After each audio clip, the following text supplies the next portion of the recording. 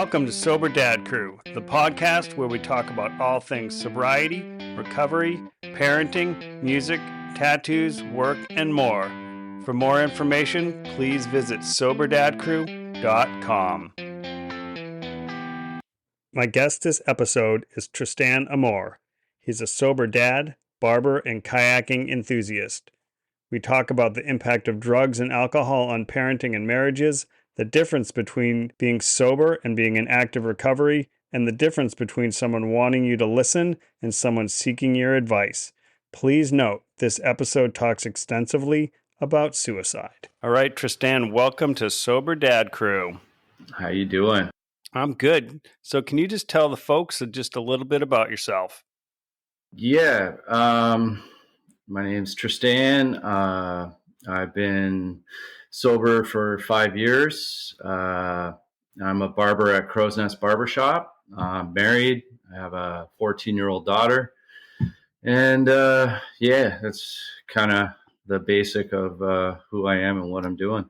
Yeah. So did you always want to be a dad? Was that like in your trajectory? Yeah, actually it was. When I look back on it, like it was something I always thought would be and felt would be like something in my life, you know. I got a pretty big immediate family, 6 brothers. So yeah, it was definitely something I felt was in my life path. 6 brothers. How was that? Was it pretty scrappy? Very scrappy. I mean, there's stories I can go into, man. Like it was a lot. Like we were quite the crew. Are you like a tight cluster of ages? Yeah, ish. Like, cause there's so many of us, the age gaps are no bigger than 5 years apart. But like the oldest one is 56. I'm 50, and it goes all the way down to like 36. So all right. It's like, yeah. It's pretty crazy. Did you guys like roll hard with drinking? Oh yeah. That was a big part. That was a huge part once I think I turned 13. My 2 older brothers, one wasn't a big drinker, but my other brother, he's the second oldest. He was a big partier. It was the 80s. You know, long hair and hair metal was a thing, right? Mullets. And partying. Yeah. There's still mullets.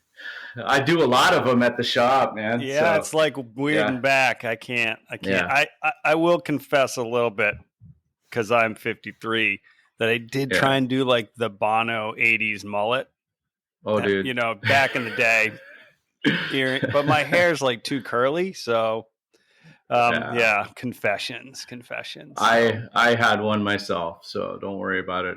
Yeah, that's it. All right, and we're done. That's it. That's all everybody needed to know is we had mullets. No more. That's it. So, tell me a little bit more about that sort of, your entrance into drinking, or, whatever other substances rolled in there, and, kind of that journey towards deciding to get sober. Yeah, so I really kind of like witnessed it through my older brother, and like how he was partying, and like he'd have his friends over and whatnot. And I think when I turned 13, I started hanging out, and like I got into skateboarding, and this is like the 80s, like this is around 86, 87. And there was, girls, and every teenager was discovering themselves. And I was already kind of influenced by my older brothers. And I just, I kind of dove into it and started going to like high school parties and, getting into it and drinking and eventually came, hey, have you ever done acid before? And like, it was like, oh, no, okay. And so on and so on. But when I actually hit 14 was when it got pretty intense, because I was now discovering not only like skateboarding and booze and drugs, I was entering into like a subculture of punk rock and like skinheads and things like that. And that culture was heavily influenced by, drinking and fighting and music and whatnot. So uh, I really, dove into it as a way of kind of, when I look back on it, it was really like you had to be cool to fit in, right? And back then, being cool was, getting as fucked up as you could, uh, fighting as much as you could, and like that's where it all kind of started my trajectory into just becoming um, pretty like addicted to it, I guess, Yeah, So and for people who are younger or whatever, that punk scene, but also the skinhead scene back then, it was really sort of divided into the two camps, right? You had yeah. the anti-racist sharps, and then Hmm. you had sort of racist skins, and there Yeah. was fighting. And I moved to Portland, Oregon in 1990 for college, and a group of racist skinheads had murdered an African I immigrant. remember that story. Yeah, and so there was tons of protests, and it was right after I started school and going to these sort of you know protests about like what we want our community to be like, and there were so many. It was heartening. There were so many people there. You would look like down 2 city blocks, and Yeah. the people were still there protesting. I mean, Yeah. Portland. What did Bush call Portland? Like the Beirut of America or something. So it's Yeah. a city comfortable with its protests, but it Yeah. was a really sort of intense time in punk. Also, like straight edge was coming up then, but it was like Hmm. that was a little harder to find. I mean, people talk about it now like, oh, it's just like straight edge and everybody knows, but it was really just coming up to be at that point. Yeah. And Yeah. a lot of the Yeah. punk scene was that like nihilistic like thing in it, and in the early movies like Repo Man, amazing movie Yeah. if Well, people haven't seen it, with 100%. Emilio Estevez, and like the Yeah. soundtrack. But it was like that whole thing. Or there was that movie Suburbia Hmm. about the Hmm. punk, I think in Yeah. LA, the squat kids, like that. Yeah. Those are really influential on me. Or what was the movie with Social Distortion, Another State of Mind, that documentary Another about State of them. Mind. Yeah. Yeah. And On the like road Mike Ness, touring. yeah, also a sober dad now, but back then, Yeah. Just saw 100%. him the Like, other week. I went to see them play. So yeah. was that Yeah. with Bad Religion too, or is that tour No, over? there was some, I can't remember the opening band. Never heard of them before. It was a small show in Guelph, Ontario. Literally like a small little theater, pretty intimate. It was Those are cool. like It's my pretty cool. favorite old man shows now. Yeah, yeah. Seats, padded Dude, it seats. was there was there was a balcony. They had seats, but like the whole place was filled with people my age. And I was like, if a pit breaks out, it's gonna last probably like 2 minutes, and everyone's gonna be like, "Oh fuck, my back," And I like. broke my glasses. I'd be like have to give Yeah, my glasses to my wife, and then yeah, I yeah, wouldn't be able to see anything. Like, yeah. yeah, But but it's true. Those movies, those were pretty accurate. The '80s and '90s, the straight edge movement, the skinhead movement. The skinhead movement has always been like, there was always like three segments. There was like your traditional skins, your anti-racist skins, and then you had your boneheads, right? And the punks, they didn't. The skinheads and punks didn't get along like they do now. There was always a fight. It was always a brawl, and it was like either the neo Nazis and the punks fighting, or the trad skins and sharp skins fighting the Nazis. So it was a pretty violent kind of time. yeah, so we like Yeah. digressed a little bit, but sort of from that time and you being in that, like it was also a time like when heroin was Hmm. coming up, and these were like old school drugs compared to now too. Like the whole world is Yeah. super shifted now, but you're 14, you're in this movement, like, keep the story going. Yeah, and uh, it was a lot going on. Like it became pretty heavy. I eventually got out of it. I grew my hair out, and like it's probably around 92. Still drinking. Wasn't recognizing a lot of the patterns that I was creating in my life. It was still just a party to me. Like it wasn't like I was recognizing uh, how problematic it was becoming. I got into the hardcore scene in Toronto. Uh, and it was still, there was still drugs, and my drug use kind of progressed in the later 90s. I think around 97, 98, that's when I started getting into like coke and stuff like that. And like the rave scene was kind of booming, the jungle scene and stuff, and like underground parties were big. And like, so then you started getting into not only booze, but you started, mixing it with like, K and Coke and all this stuff. So now like it's just, going nuts with everything. And it became like a weird world for me because I was functioning in a regular world with work to survive and like pay my bills, but my nightlife was constantly going out. I lived right in the heart of downtown Toronto. I lived in Kensington Market, which is a well-known punk rock kind of epicenter. Lots of bars, lots of after hours. So I had a routine, man. Like I had an afternoon shift at work, and I'd get home around 11:30, 12 o'clock at night, hit the bar. Once the bar closed, go to the after hours, do a bunch of drugs, drink, get home, sleep for fucking 4 hours, get up and go to work again. And this was like a cycle. And, so, and things were getting problematic. I was starting to experience, bad relationships with my partners, and like my alcohol was pretty abusive, not only to myself, but to the people I was with and my friends. And, but I still refused to recognize what was going on. And moving out of that, I moved out of Kensington Market. I think I got a place on my own, and started, just kind of trying to chill out, but it wasn't working out too good. I was getting into trouble. I got arrested a few times. And I don't know. I think fast forward, I should say, to like around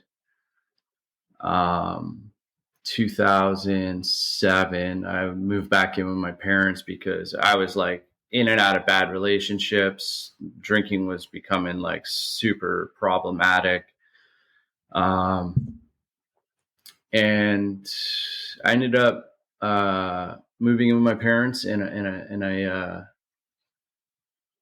this also, I kind of should rewind a little bit. I dropped out of the scene as well. I kind of like dropped out of the hardcore scene, stopped really hanging around, and kind of was just around myself and a select group of friends and stuff like that. Still drinking, still hanging out with my brothers and partying at home and stuff. But 2008, I got a friend request from a girl, and me and this girl started hanging out, and she was also drinking and partying and stuff like that. So we met, and it was it's funny because we just loved to party. We we got on really good, and we moved in together, and we started dating and becoming, it was becoming more and more like, hey, let's go out, and like, let's go to the downtown Toronto and go to these punk clubs. So we were starting to get into the scene again. And so partying became more, and then the coke came back, and like, it was like a regular thing. And we got pretty pretty into it. And when we moved in together, we we'd have a lot of parties at our house, and this is where my drinking got really problematic, and I started recognizing now, like I would become very aggressive with my friends, uh, very I found myself very abusive towards my partner. And I remember this one party where I shouldn't say I remember it. There was an instance where I woke up the next morning, my partner moved out, and no one was talking to me. There was text messages calling me an asshole and shit like that. I don't remember what happened, but from what I was told, I got aggressive with one of my friends, pushed them in the kitchen, started yelling at my partner, and they left. And that was a New Year's Eve party, so I decided that was going to be one of the last, like that was the last time I would drink, and I decided to quit drinking. And I moved out of that house and moved back in with my parents. And my partner I really loved. I really cared for her, and so I was taking time to myself to stay at my parents, but I was communicating with her and telling her, I'm like, I'm working on this. And we over a period of a couple months, we started seeing each other again, and not long after that, she got pregnant. We were expecting a baby, and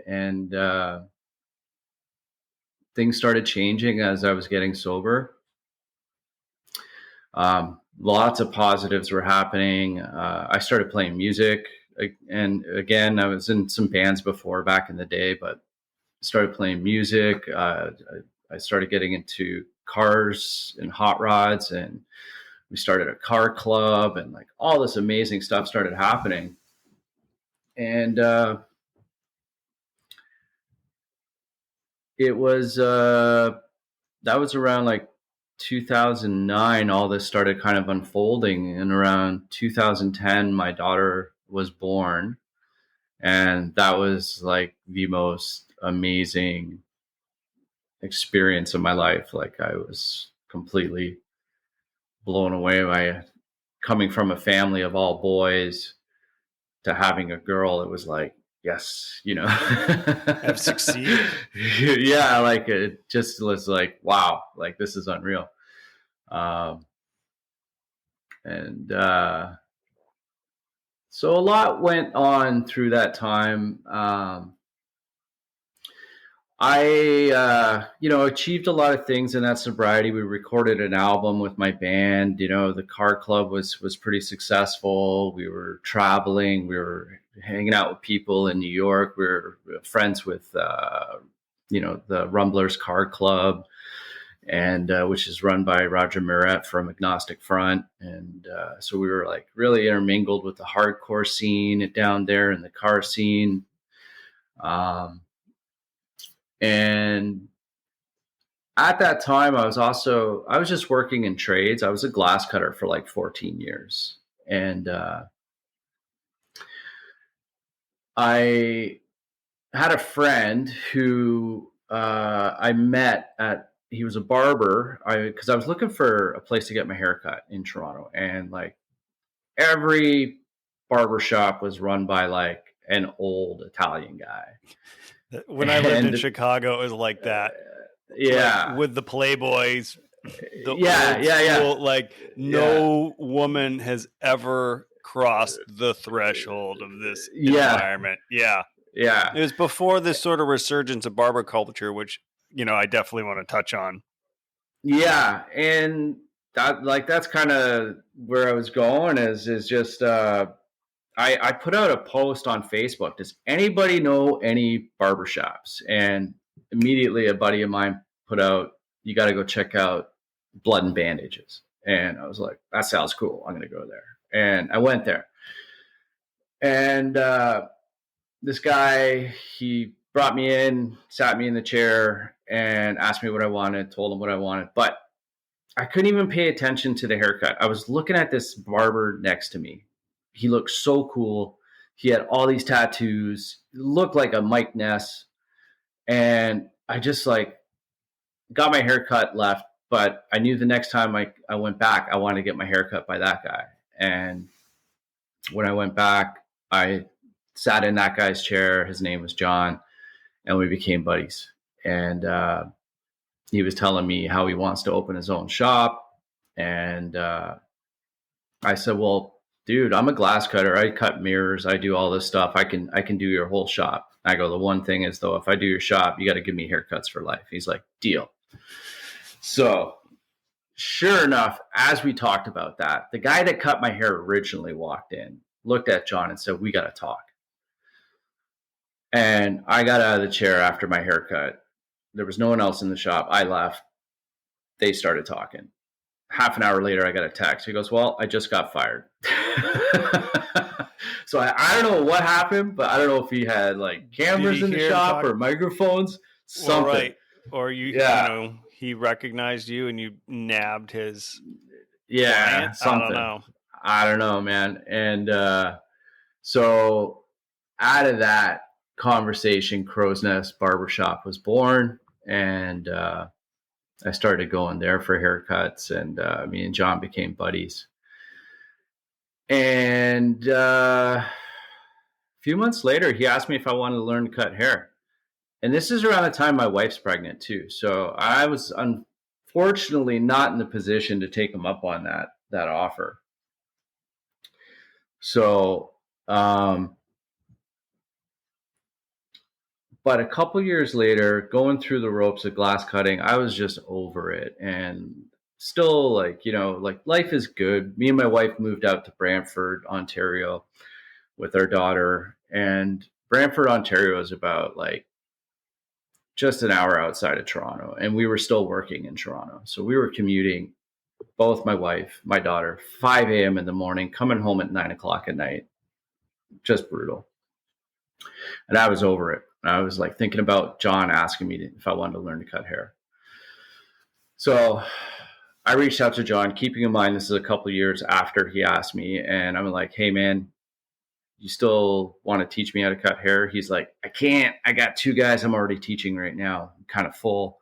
So I sussed out another shop that I met this guy at a party. He was just opening another barbershop, and I emailed him, and he said, yeah, come on, let's talk about it. And he took me on as an apprentice, and which unleashed like a series of events. Like I was not expecting any of this to take place, but I started apprenticing at the shop, man. Like I was running to get coffees. I was taking bags of wet, dirty towels down the street to the laundromat. That's like being a tattoo apprentice. 100%. I don't think in the U.S., I think you got to go to like a school in the Barber U.S. college. I don't think you can do just like a straight apprenticeship in the U.S. But anyway.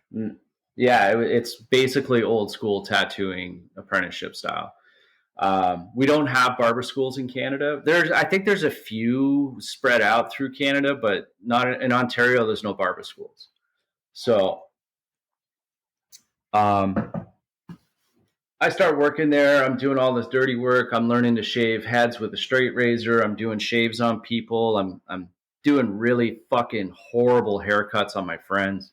But I'm driven, and I'm like, I want to learn. And I'm like, I got people I'm connecting with, and they're like, hey man, like we got this shop out here if you want to come work like 1 or 2 days a week. And I'm like, yeah. So I'm working all over the place. I'm doing as much as I can. And I ended up another shop, probably like 45 minutes outside of Toronto, asked me if I wanted to come work there on weekends and do shaves. It was like a cigar shop / barber shop. And I started doing that too. So I'm out there, and I'm racing everywhere every day to work somewhere, and I'm going to Burlington to work at the cigar shop. And a buddy of mine who I met through the Rumblers Car Club in New York City, he's an Italian guy living in Italy. messages me, and he's like, hey, he works in like the financial industry, whatever. I can't even remember, like, and this is around the time of the financial crisis in Europe. So like 2011, 2000, kind of 12 time. And he ended up taking a package from the company he's working for, got a bunch of money, left the financial kind of industry or whatever he was doing, and was like, I want to open a barbershop and I want to fly you out and I want you to help me open this barbershop.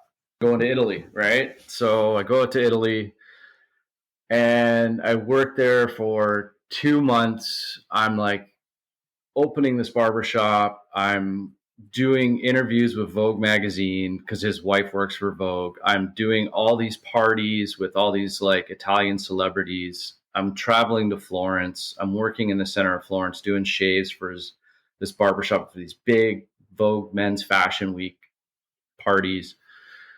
And it was like I shot a commercial for Parasso shaving cream. Like, I'm like, I still don't even know how to cut hair, right? Like, I'm just fucking like, don't tell. Do not tell anybody. Yeah, like I don't even know what the hell's going on, but all this shit's happening. I'm like, holy fuck! I'm still like only months into an apprenticeship, and I'm like in this whirlwind of stuff. I ended up coming back, and as soon as I get off the plane in Toronto, I open up my phone and there's a text message from John, who owns Crow's Nest Barbershop, and he goes, "Hey man, I'd love to bring you on now. I got some room. We're expanding the shop. Let's sit down and have coffee." And I'm like, "Hell yeah, let's do this." So we sit down, we talk. He wants to bring me on. I'm doing an apprenticeship through him, but I'm at the point now where I know how to use my tools. I know how to do kind of the basic structure of a haircut. He wants me to start instantly doing walk-ins, no shop shit, just like start cutting hair. And so I do. And from there, I'm working as a barber now, and I'm doing like full-time walk-in cuts, like apprenticeship. And it's wild. My life just like explodes. My daughter, my wife or my partner at the time, things are amazing. I'm there for probably 2 years, and he's starting to expand the shop. He's opening. He buys a house out in Hamilton and wants to open a shop in Hamilton, and he does. And so he starts talking about having a crew in Hamilton. And at that time, like Hamilton's like a steel city. It's like a steel industry. It's very working class. And he wants to start a crew out there, and there's a really good like possibility, like you could buy a house. And we're like, me and my wife are like, let's go check it out. Now Hamilton's kind of known as like, it's like there's a lot of shit talking on Hamilton because it's a very kind of rough and tumble city. And my wife was a little reluctant, but when we started going out there, we started hanging out with my boss because he lives out there now, and we're checking out the shop. We're going out for dinner. There's some really great restaurants. The city's kind of like, you can see the potential there.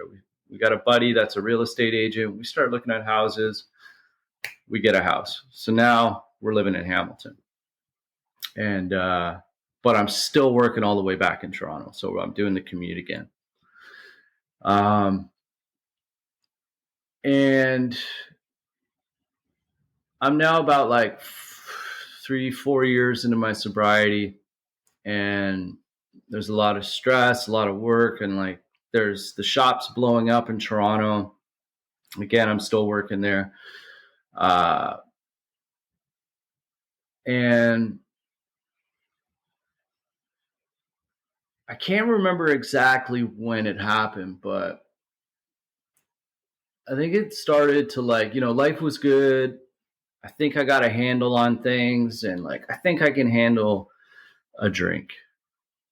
And my wife was like, yeah, okay, and so start drinking, start thinking, I got this, one drink turns into two drinks turn into four drinks turn into eight, full blown relapse, and I'm back in the shit. I'm like, How old's your daughter now? now my daughter is five or Okay. 6 years old. Yeah. And it is funny. Like, it started almost like I started realizing things were circling back. Like, Hamilton's up and coming. I start meeting people here. I start making a new circle of friends. I'm involved. Like, start meeting like other local punks and like older punks, and um, even some older skinheads started, circling into my life. And on top of that, Hamilton's getting ready to launch a whole new soccer league, right? Canadian Soccer League. And my house is literally like, I could walk out my door and walk about 20 steps, and there's the Tiger Cat Stadium right across the street from my house, which is where they're going to have the soccer team play. I'm a big soccer guy. I love my soccer, associated with so many things like Cockney Rejects, West Ham United is my team. My dad's from England. It's very also intertwined with the subculture, skinhead subculture. Yeah, that's like a whole other. Yeah, because my 21-year-old full-blown, soccer guy, you guys could talk for hours, and my brother-in-law. 100%. But there is that whole, I'm blanking, there's a book or a movie about kind of that soccer thug England. Oh, yeah. What the hell is that called? Rise of the Foot Soldier? Maybe. Yeah, there's Rise of the Foot Soldier. Yeah. It's a big thing. Thing. It's like really, like all the firms and, the thug, the It's ultras. not Ted Lasso. No, it's not Ted Lasso. So now I'm like, I'm drinking. I've kind of, things are okay. I'm just drinking again. Like but I start going to these soccer games. I become the capo for the supporter section. So like, I'm doing the songs and chants and stuff, and leading the supporter section, and like, things are just like crazy and wild and fun. And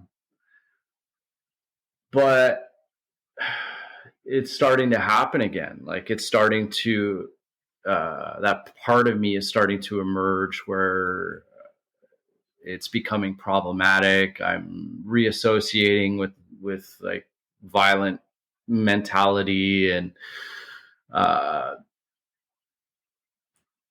it's very aggressive kind of behavior. I'm going to the pub every Saturday morning to watch my team play at like 10 a.m. I'm drunk by 12. Coming home drinking all day. My daughter's seeing all this, and it's pretty aggressive. So like, now we're hitting like around 2018, and it takes a serious turn. I lost one of my brothers passed away. His life was also riddled with drugs and alcohol and bad relationships, and like really abusive behaviors, and just like, we're almost like, me and him, we're always close. We're very tight. We always experience a lot of the same problems. Like, we're just, and he, I don't know, man, like, it got the best of him. And, unfortunately, he took his life. And, that, I'll never forget that phone call. I was at work in Toronto, and, it shattered my entire world. That very moment, that day, it was something else. Yeah, my Um, my 21-year-old had a friend that died by suicide, and I had to tell my mhm. son. So, yeah, It's a I lot. feel you. I've never seen the outpouring of absolute grief. It was Yeah. I never want to see that again. It's fucking Yeah, terrible. it is. I was completely crippled. I can't even think of how long I didn't leave my bed, like my bedroom. I couldn't function outside. I couldn't comprehend the world around me. I was just so fucking messed up. And that really that made it like that's where I really spiraled. I really started to spiral hard. Um, Yeah, those Drinking. moments like you're gonna go one way or the other. Yeah. And the thing is, like, my whole life I associated with, like, anytime shit goes bad, my mechanism was to drink. This is the only way you could handle anything, was just to go and drink. That was like, shit sucks, go drink. So I would just drink and go to the bar and, like, um, I drink at home. I drink at work. I was drinking at work like a fucking madman. Like, I almost got fired because, like, I woke up I spent the night at the shop because a buddy of ours came up from California, another barber, and, like, we drank all night, did coke all night, and, like, fucking when they left, like, I found a bottle of booze in the shop and I drank it, woke up the next day at the shop and I couldn't even see straight. Almost like I couldn't work. I had to work. I couldn't. And my boss was pretty pissed and he was like, man, you're suspended. Like, you're lucky right now I'm not firing you, but you have to fucking deal with this shit. Right. And I got suspended and uh, this was obvious. That was before my brother passed away. But as my brother, when that all went down, like, I started getting way worse, and uh, I was having episodes of, like, self harm, and, like, my daughter was watching me just become someone she didn't know. There was I was abusive to my partner. Um, I I was back where I was years ago. And the thing about my first stint of 5 years, I think it was about 4 years of sobriety, but I just quit drinking. Right? I was just like, okay, I quit. Um, Now back to this, my brother passing and me spiraling and stuff like that. It got to a point I was abusive and I was just destroying my family life.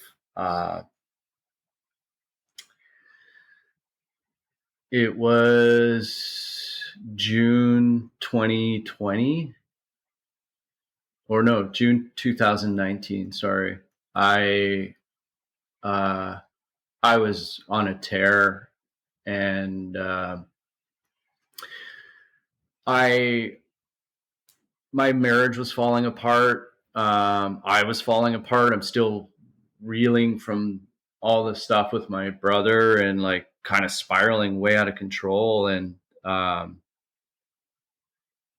I I don't know. I was like, my wife was getting ready to leave me, and I was doing everything I shouldn't have done to keep her. It was like, oh, if you leave, I'm gonna, kill myself, and, like, all this horrible mental abusive behavior. And one night I was ready to do all this, and um, at the time, I owned some, I had a rifle, and I was getting ready to load it up and sit in my TV room and like fucking just take myself out. And I remembered, I'm like, you know what? Before I do this, I'm going to have a drink. And my wife is in the house somewhere. At least I thought. She's witnessing me go through this fucking shit and like fearing for her life, fearing for my daughter's life.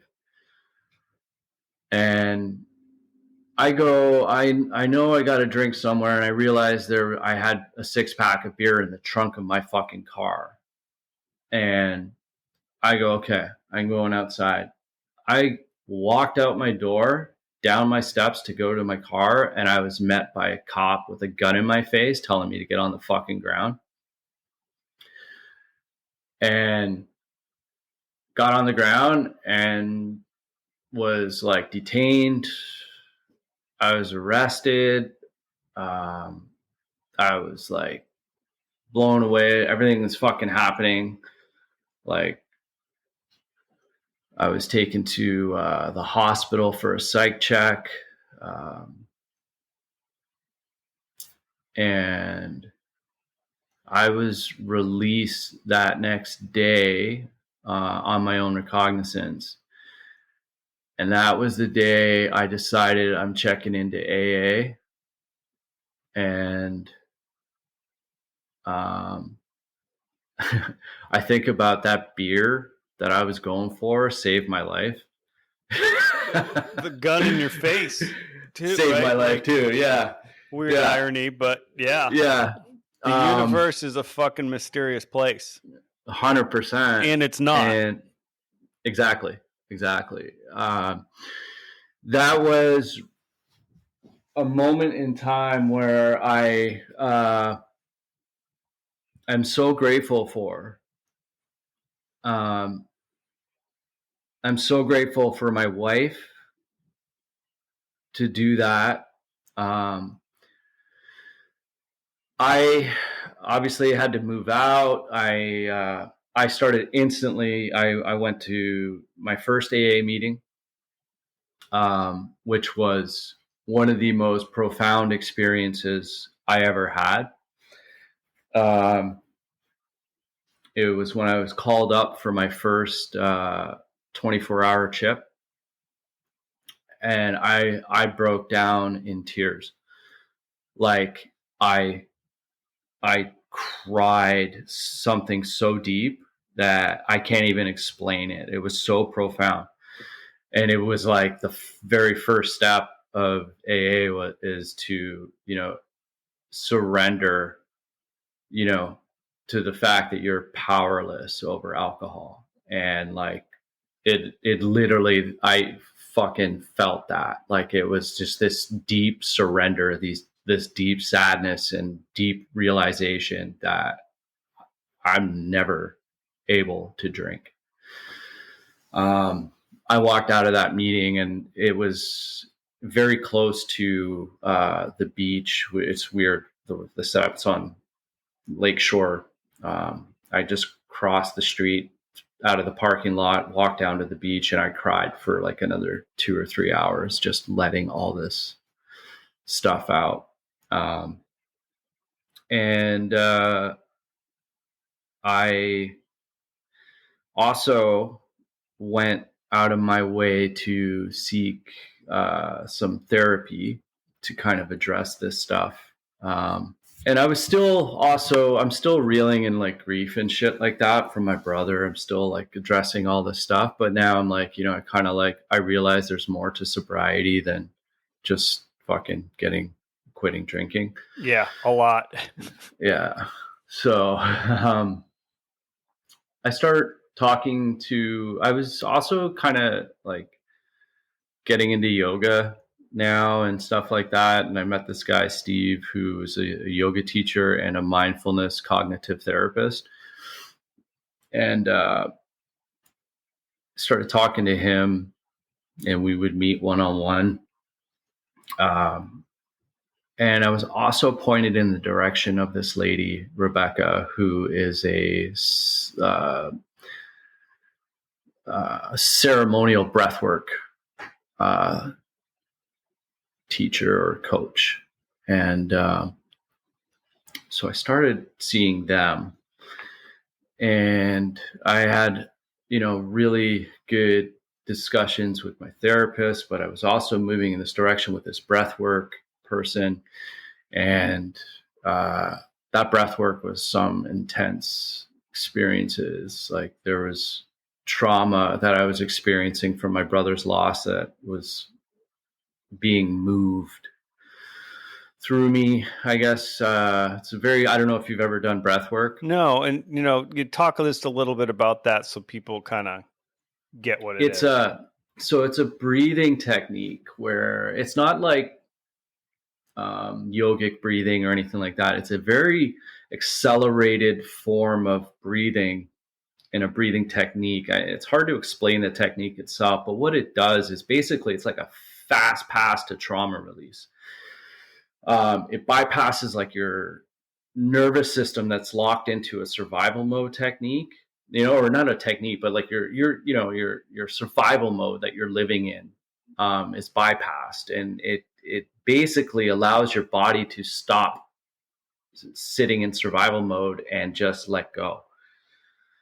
And whatever's in you, whether it's anger or sadness or whatever, just goes woof, like comes out, like it just fucking like you pull the plug on a bathtub, it just drains right out of you and it comes out, and you finally get to express these locked emotions that you've been storing in your body for decades or whatever.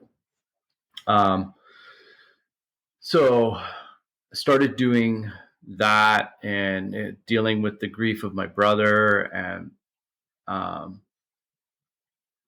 now this is 2019, and me and my wife were not legally allowed to be together. We're allowed to lightly communicate, and due to the legal shit of being arrested, and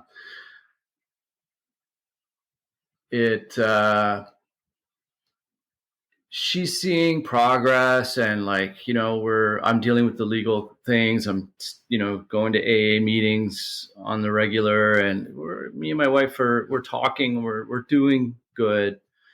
And we get to a point where, through my lawyer and the judge and stuff like that, where I'm allowed to come visit and see my daughter and see my wife, and things are going good.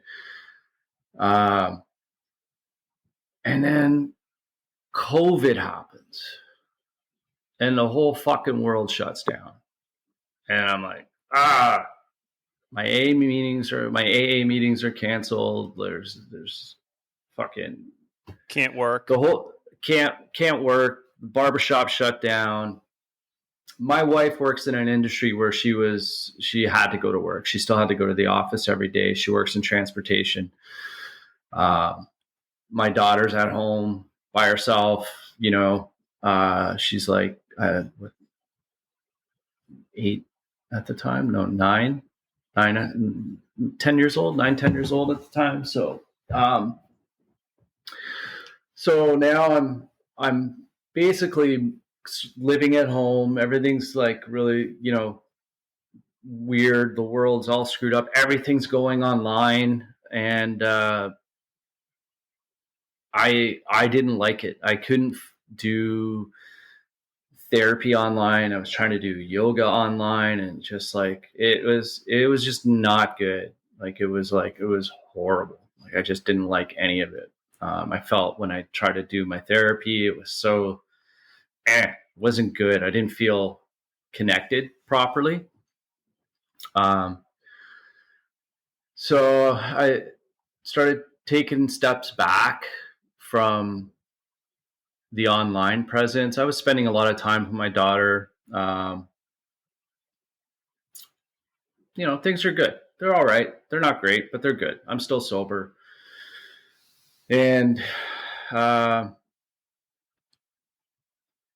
but I'm at home every day and I'm just like, fuck, there's like no routine. There's nothing. It's just like the only routine is being home and just like maybe going for hikes with your kid. And like, this is every day. And just like, it became so like, I don't know, man. Like,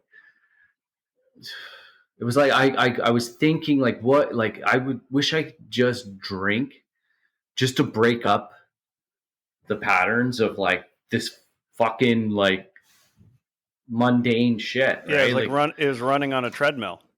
yeah. But I didn't drink, thank God.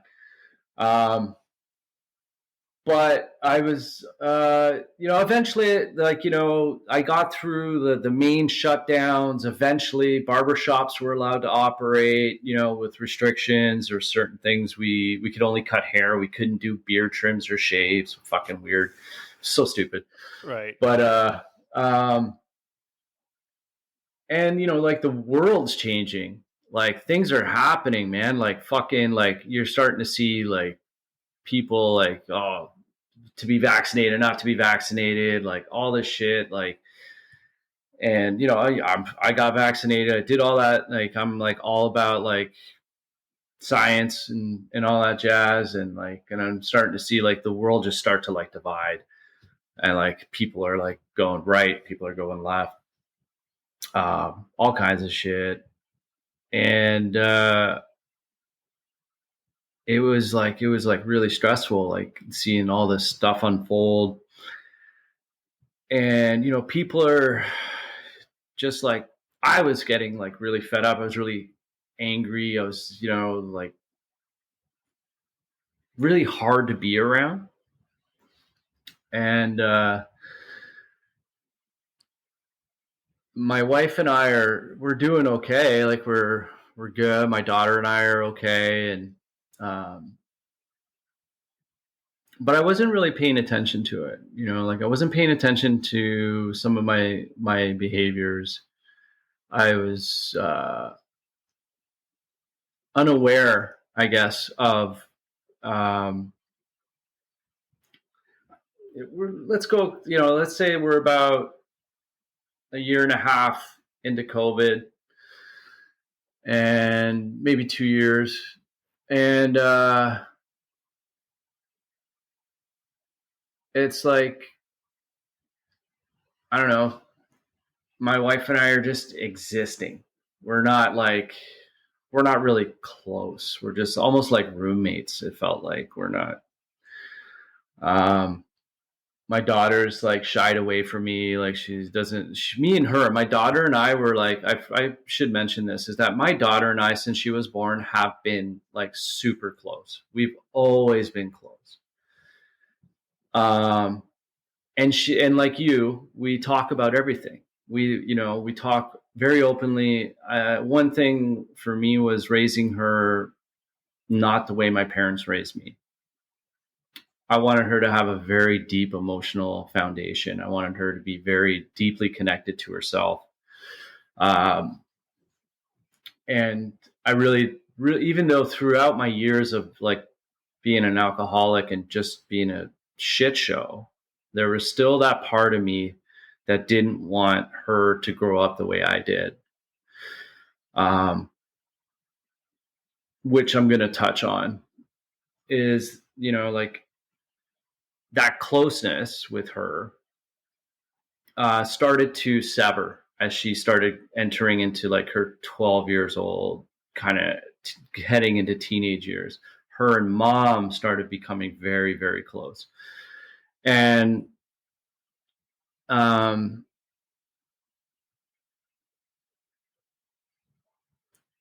it really, my wife and I started to disintegrate again. And it got to the point of like talking divorce, which like, and she was pretty fed up. And I got to add, obviously, that when COVID happened and everything went online, I stopped doing AA. I stopped going to the rooms. I stopped really going to therapy. And like, now I'm just existing sober again. Yeah, you're just white knuckling. Yeah, basically, right? Especially through a time of lockdown and the world changing and everything. I'm just like, whatever. Um, and last year, 2023, my wife and I are like not good. And I decide I'm going to go on a solo vacation. I'm going to get away. I'm going to go to Dominican. I'm gonna go sit at a resort. I'm just gonna fucking gather myself.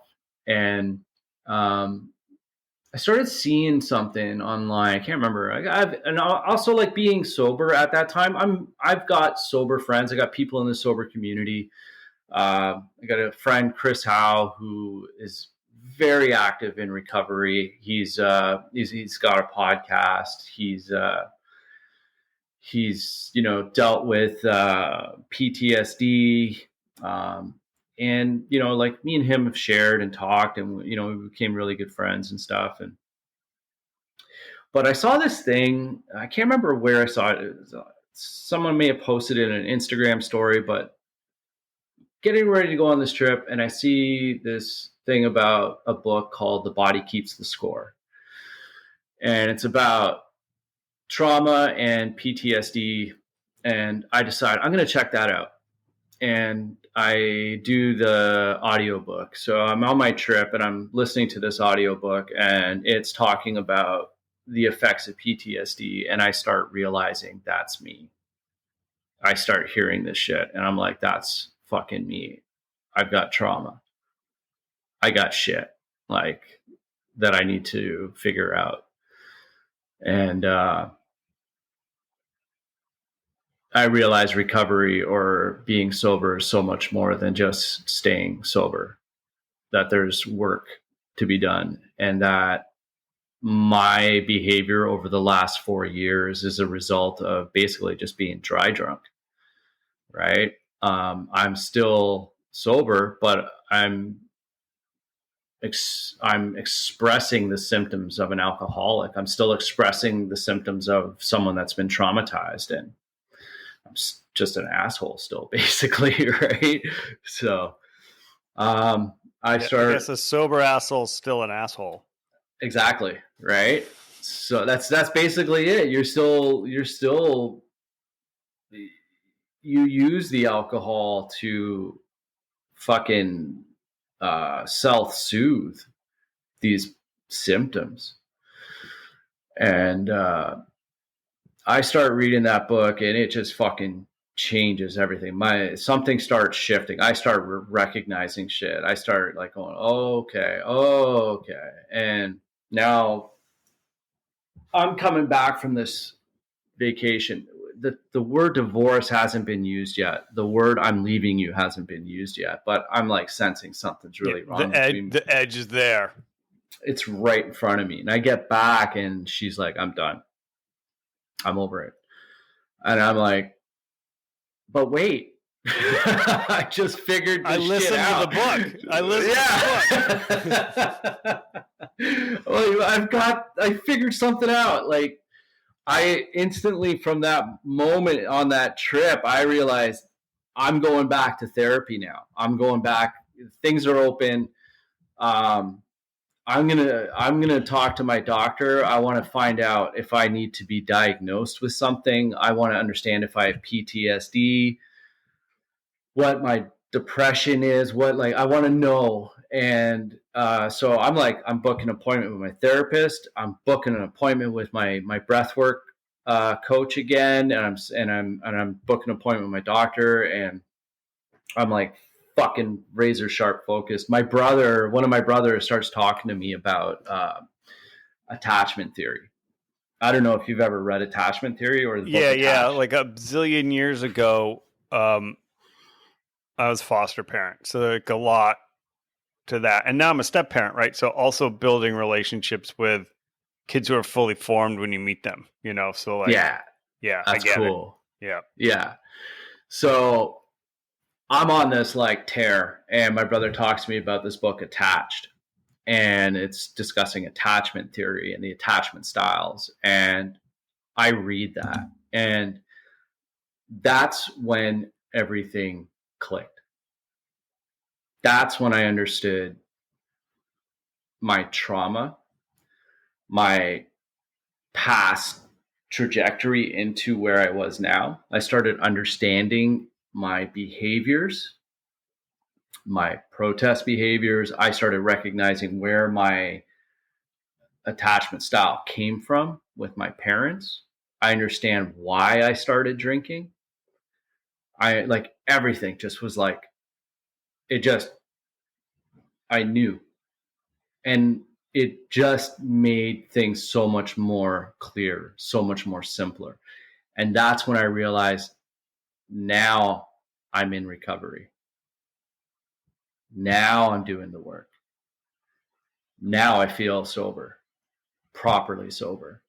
And it's when I started accepting the fact that my wife was ready to go and I was accepting the outcome.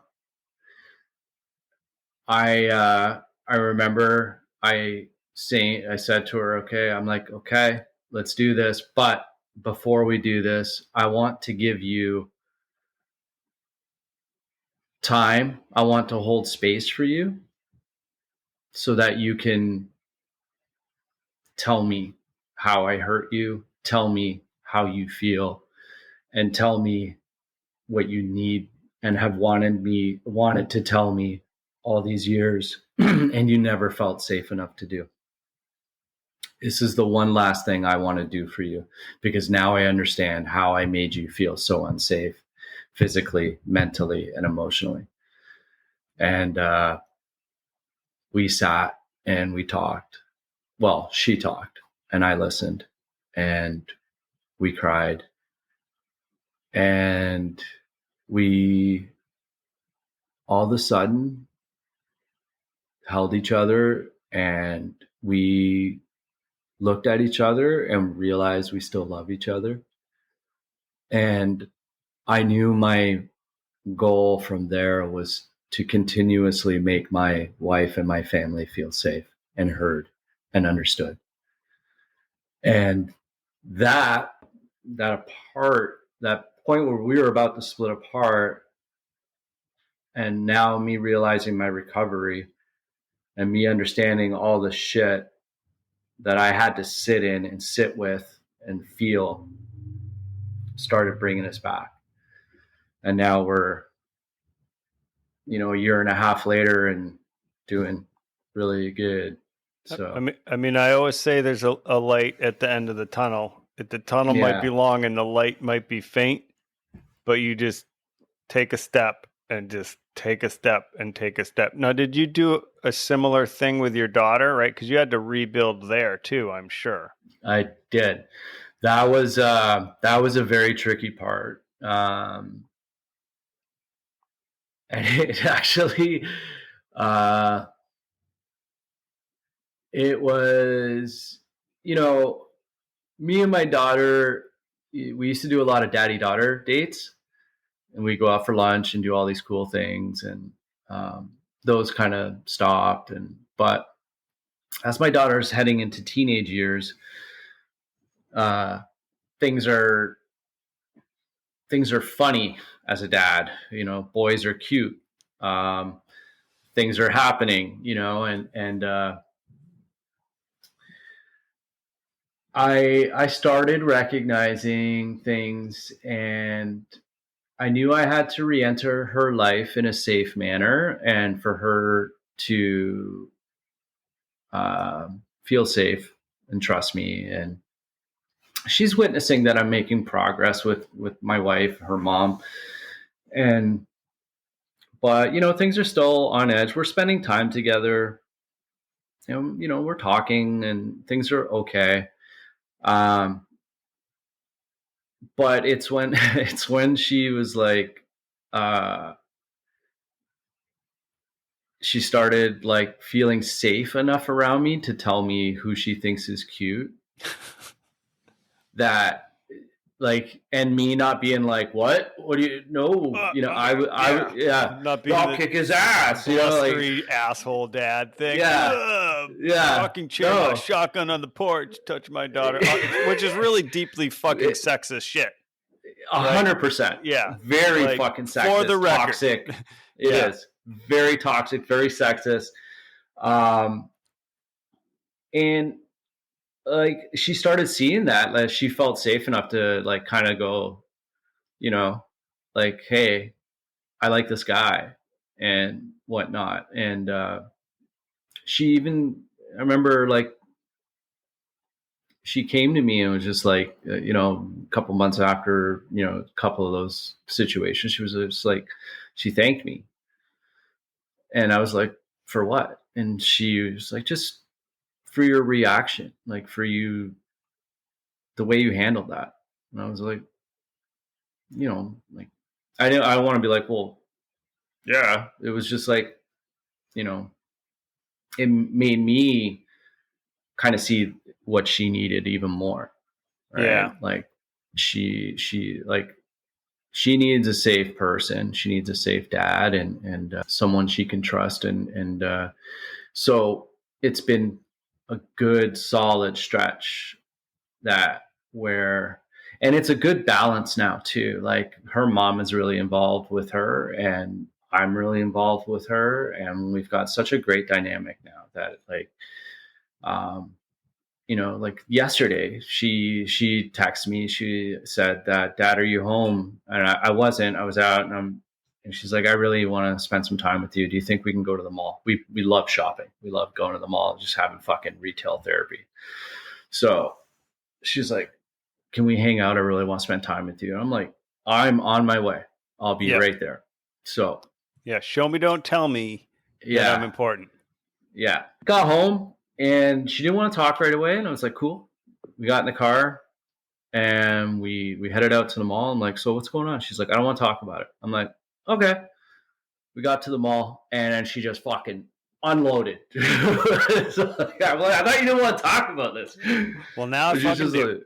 Yeah. And I'm like, all right, let's go. What's the tea? Tell me what's going on. And, it was great. And like, I didn't insert myself.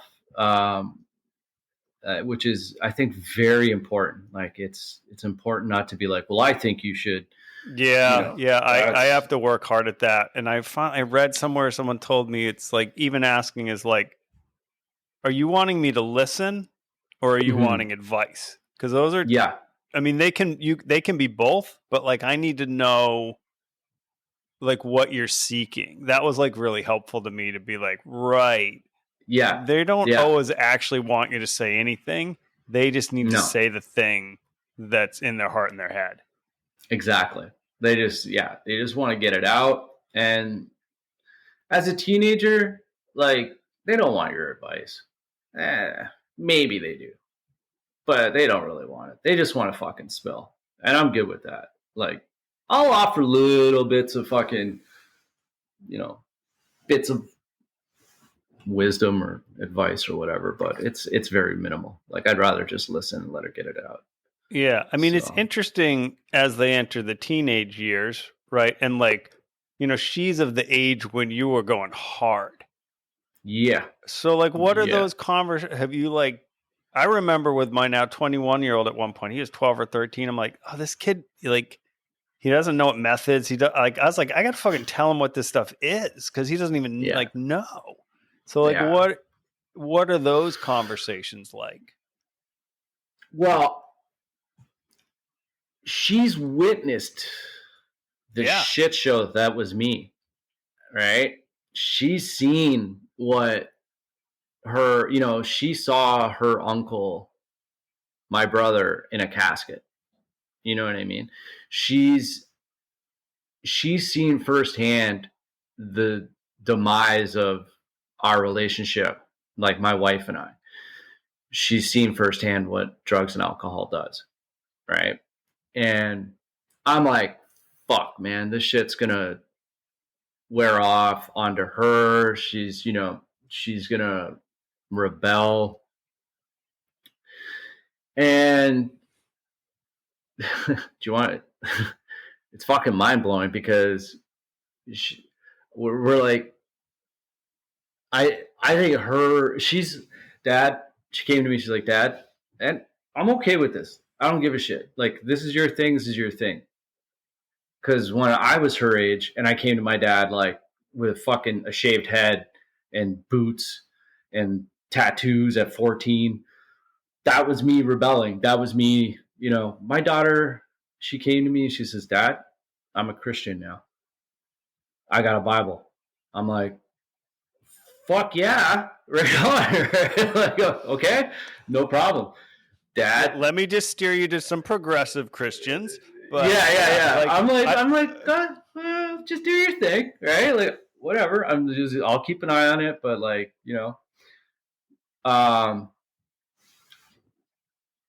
she, she'll come home and be like, I got to do homework. I'm like, all right. I got a test I got to study for. Okay. Today I was looking at universities. This is a 14-year-old kid, like, looking at universities where she wants to go. And I'm like, if this is your form of fucking rebelling, go. Yeah. Well, I've always said too, like, if your kid wants to have a purple mohawk, dude, that's do it. 100%. Do it, because that's like nothing. I mean, they're gonna have, because I dyed my hair a lot. I'm just a gray mess now, but like, I mean, my parents were really good about that. Like, okay, whatever, combat, like, this is not impactful in any long-term way, right? Yeah. And in fact, and it's been talked about this show a lot, like punk and DIY ethic and all that. DIY. DIY, yeah. Sorry, reversed it. Like, that's actually like an important part of who a lot of us are. But yeah, like, exactly. I mean, if that's the rebellion, my 17-year-old who's a senior now, she knows she wants to be a nurse. She's like so hyper focused. It's like bananas. It's but insane. Like, we know in my house, like, everything, all the conversations are on the table. Sex, drugs, like, it is all. If you have a question, I mean, the joke is, like, if you bring up a topic and someone's like, what's that? You have to explain it. So, like, be careful what jokes you tell, because you might have to explain it. But, like, it is on the table. Like, because I don't think not talking about any of the things is helpful, Exactly. Like, I'm the same. And it's like an intense world out there, and we live in like a rural American community. What are we, 18 days from an election, which is like intense and is about the future of this country. And like, I land on the highly left and progressive end of things, but not everyone in my community does. But how do we still come together as a community? Because we don't listen anymore for the most part. We don't do those things.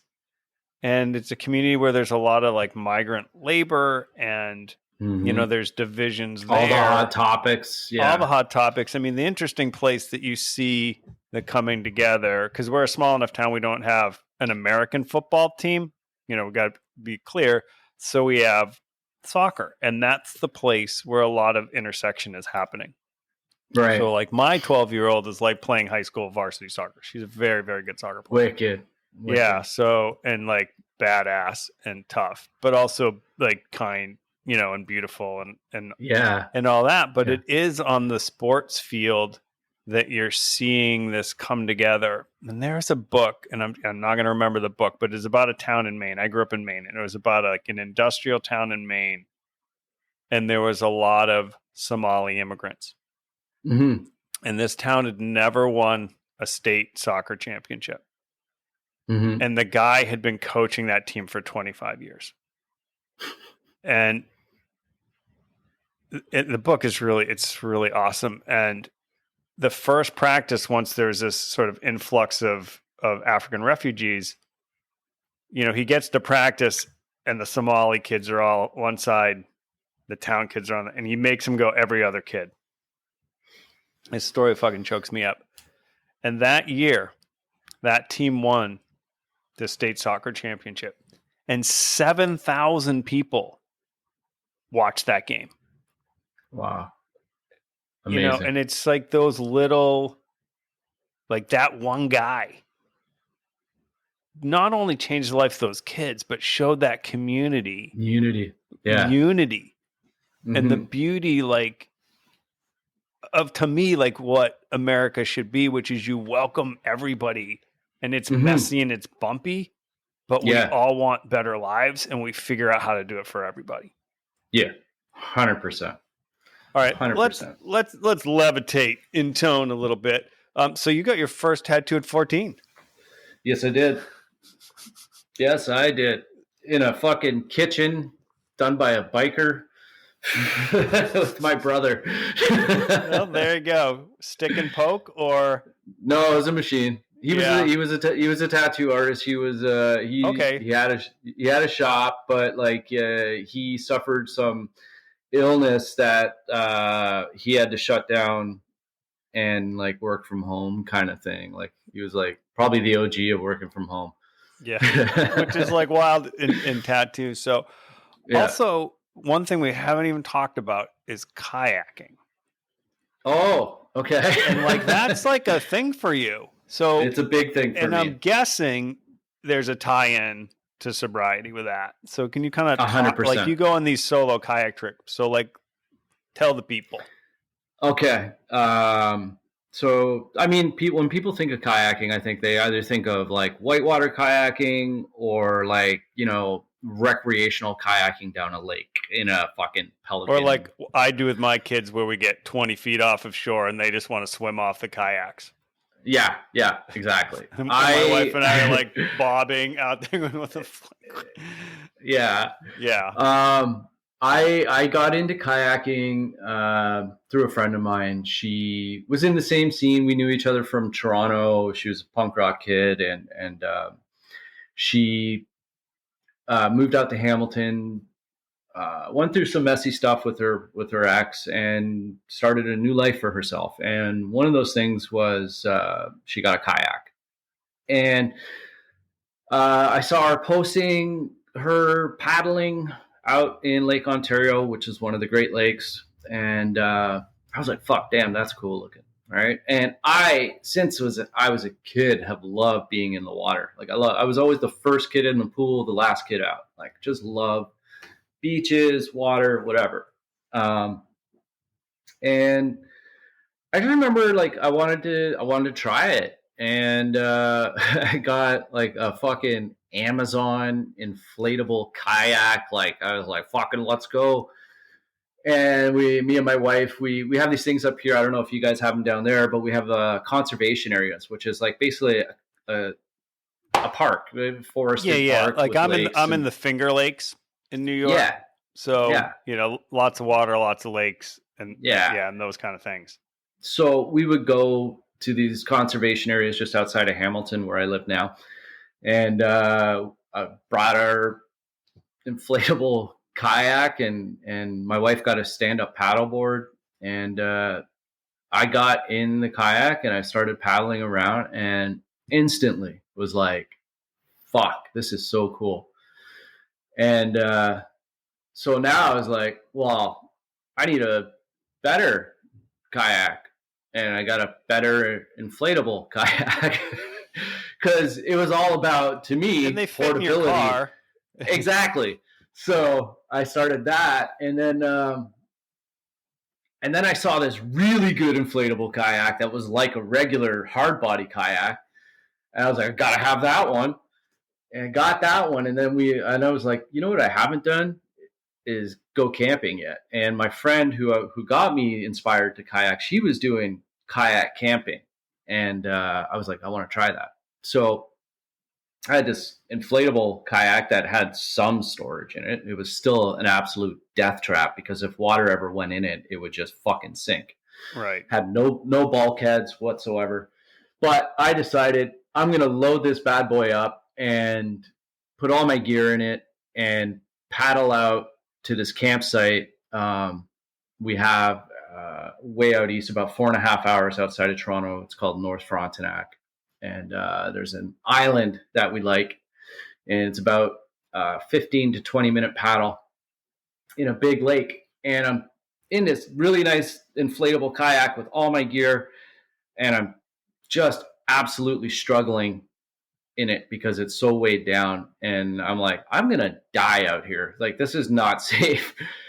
And that's when but I loved it. I had this great trip. I was like, fuck, this is it, man. Like, this is like, I love camping. I love being out here. This is my solitude, like I went my whole life being in crowds of people and groups of people and scenes and bands and fucking you name it. Like, I was always immersed in with people, and being also a barber, there's a high social aspect, and I found this place that didn't have any of that, and I found like such a peace to it. And on that trip, I fell in love with camping, and I also realized I have to fucking spend money on a real kayak. And that's when I started meeting people in what is called sea kayaking. I'm not sure if you're familiar with that, but sea kayaking is a much larger kayak, which stems from the Inuit people. They used them thousands of years ago to hunt seals and whales. They're very long, they're very quick, and they go out in the sea in very dynamic waters. And